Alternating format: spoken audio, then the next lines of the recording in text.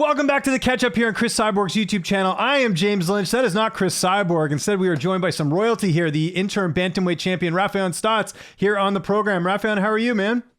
Man, I'm doing good, man. How you doing? I'm doing great. You've been everywhere this last week doing the media tour with Sabatello and all that.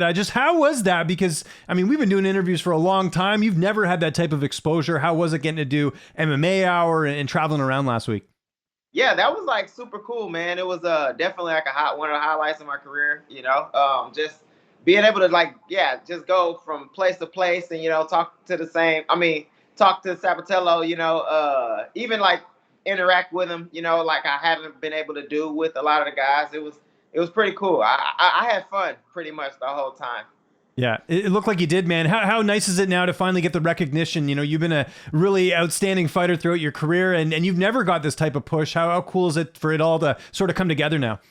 Man, it's super cool, man. And it's also like, for me, it's like, I feel like I'm ready for the moment. I feel like where I could have got the push earlier and I could have got, more exposure earlier. But now I feel like I'm like ready and I'm well conditioned to being in the moment, performing on high or big stages. So I feel like it's my time right now. Yeah.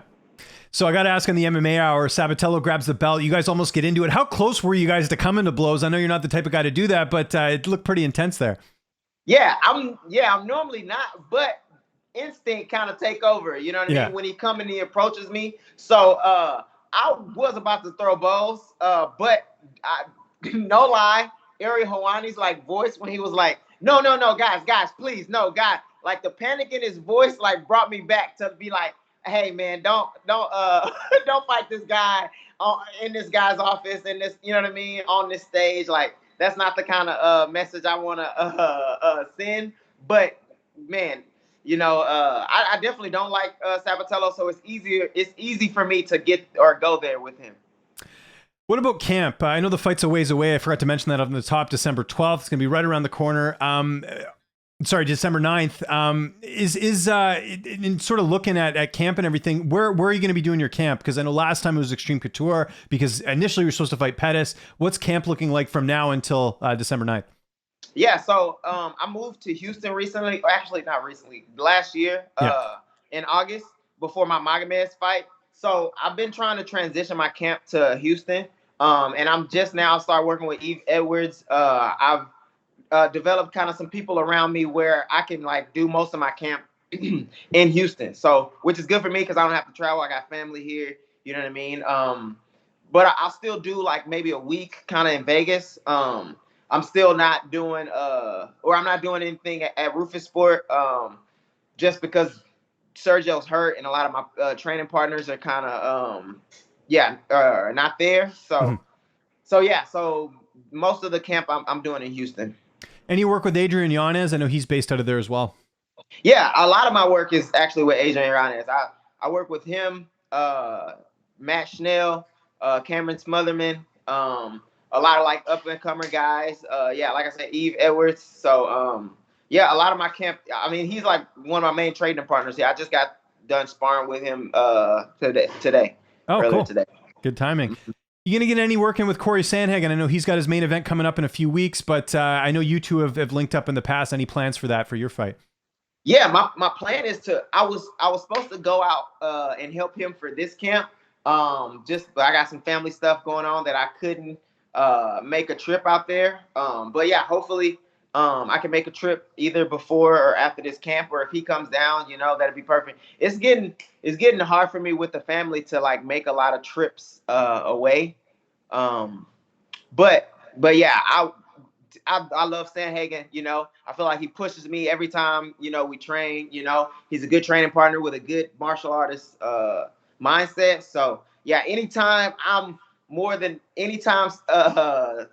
wants to either invite me out or come out, he's more than welcome anytime, any day, anytime. That's awesome. Yeah, iron sharpens iron there. Again, we got a lot of time before this fight takes place on the 9th. Early prediction for the fight. How do you see the fight going down with you and Sabatello? Yeah, I think I'm going to TKO him or KO him probably third round. Okay. And what do you think about the other side of the bracket? I think it's Magomedov, who you fought, and Patchy Mix. How do you see that one? And another interesting situation with them training at the same gym, right? Yeah, I mean, I went to Extreme Couture too, and I was actually in a practice with it was Patchy Mix. So I seen Patchy pretty much my whole camp. Magomed was there. Who else was there? Freaking Keith Lee, who I had fought, he was there. Uh, yeah, so it was like a bunch of, you know what I'm saying, a bunch of people like in the tournament, not only but also just, you know, people I have fought or people, a bunch of people in Bellator in the bantamweight division. So yeah, I don't know. I think he's doing his camp in Dagestan, but I'm not sure. Okay. That with that fight, I keep going back and forth, man, because I feel like Magomed is gonna win, but I also feel like Patchy Mix is a kind of a dog, and I was able to get to Magomed's back and almost choke him out, and Patchy Mix is extraordinary there once he gets to the back. So yeah, I often think, you know, Magomed is gonna win because he has more skills, but I wouldn't be surprised if Patchy gets it done either. Now, this show is for obviously Cris Cyborg's YouTube channel. She's going to be boxing at the end of this month, which is great. You know, going from MMA to boxing. You've had two friends who have done that, Ben Askren and Tyrone Woodley. What do you think about Chris's chances of going over to the boxing world? Because she is, you know, been primarily a striker throughout her career. How do you think she's going to look in this boxing debut? Man, I think she's gonna look amazing just because of her physicality is not like any girl. You know, there's not many girls in the world that just matches her physicality. And then also, you know, her striking skills are top notch, especially in the MMA world. I understand boxing is a different sport. There's different nuances in boxing, but I definitely believe Cris Cyborg is going to do well. And it looks like obviously getting some boxing training in there. You know, having spoken to Askren and Woodley, I know you weren't in their camps or anything, but is there anything you can kind of take away from how they did, you know, for Cris in terms of maybe the training or anything like that? Anything come to mind when you think of what Cris should be doing for this boxing debut? You know, I mean, with Ben, I feel like Ben didn't really take it serious like he should have taken it. Yeah. Tyrone, on the other hand, I feel like he knew it was a taller task. And I want to say Tyrone, he put his best foot forward when it came to that fight. Yeah. You know, yeah, I would just immerse yourself in the boxing community, in the boxing kind of lifestyle. If you want to box, you know. Mm-hmm.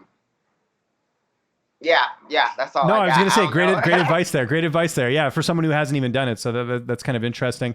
Of course, we have the big UFC 279 card coming up here this Saturday. We've got Chimeave and Diaz. I got to ask you about that fight because I know Chimaive's a big favorite, but I know you're a fan of the underdogs as well. What do you think? What do you think we're going to be seeing on Saturday night? Yeah, my heart wants like Nate Diaz to go out there and, you know, be the Nate Diaz of old and, you know, just kind of wear him down and then come out on top. But, you know, age is undefeated, or Father Time is undefeated. I think it's time for, you know, Nate Diaz to move on. I see he's like starting a MMA promotion also.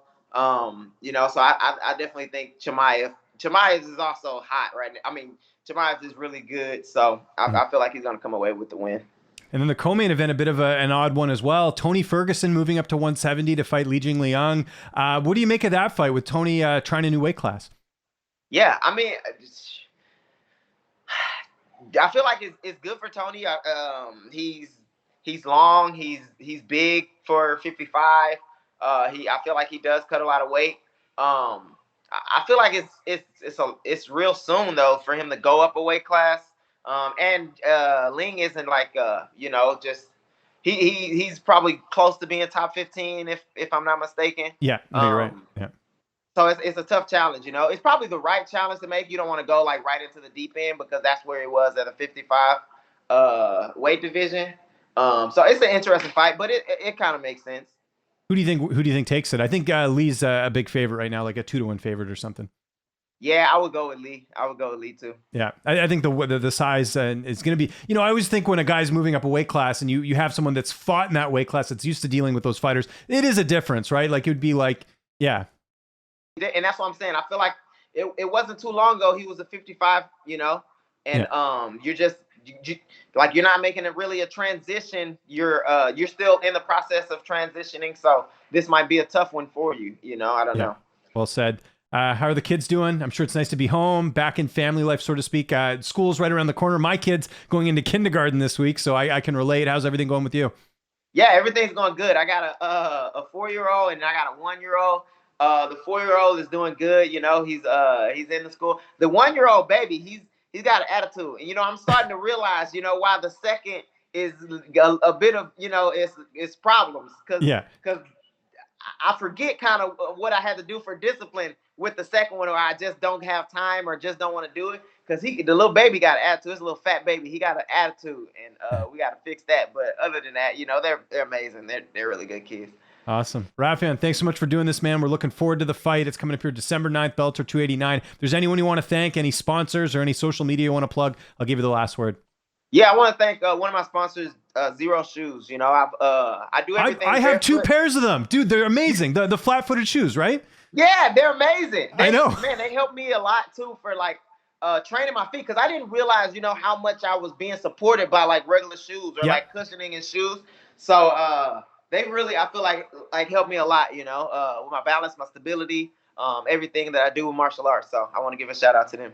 Man, I got to link up with your management. Manuel Sanchez gets a Pit Viper sponsorship, and you get the Zero Shoe sponsorship. So I'm a little bit jealous. Which shoes do you have? Because I think they're the HFS ones. Yeah, I got the HFS and I got the 360s. Okay, so I have black pair of the HFS, and then I got the brown pair that I wear every day, like casual shoes, because I just like wearing them so much. They're so nice on the feet, you know?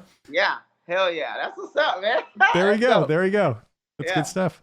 All right, and any your social media, Raufeon Stots. Yeah. My Raufeon Stots, one word on Instagram, Twitter. Raufeon Stots, 2 word on Facebook. Yeah.